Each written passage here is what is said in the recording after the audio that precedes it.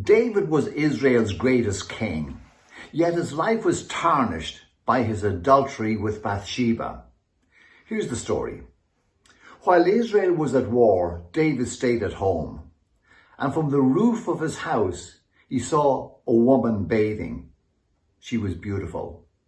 He made inquiries about her and learned that she is the wife of Uriah, one of David's generals who was away at war.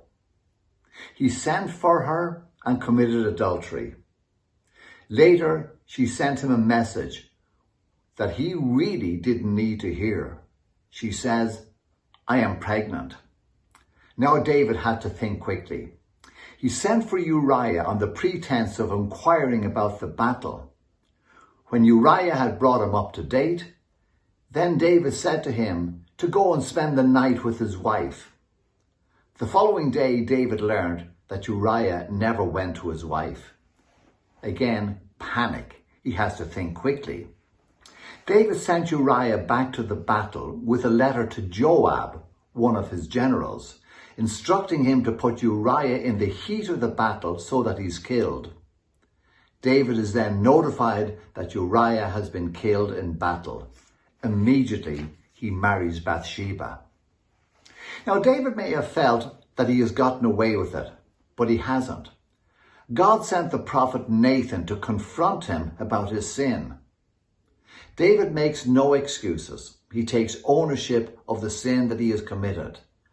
And Nathan then delivers a message of grace to him. He says, "The Lord has taken away your sin."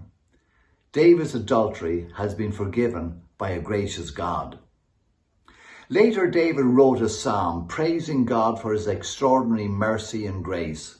This is what he said: "Blessed is the one whose transgressions are forgiven. Blessed is the one whose sins are covered. Blessed is the one whose sin the Lord does not hold against him." When David repented of his sin, God never held that sin against him. He treated him as if he had never sinned. Now, what's the big takeaway for us from this particular incident?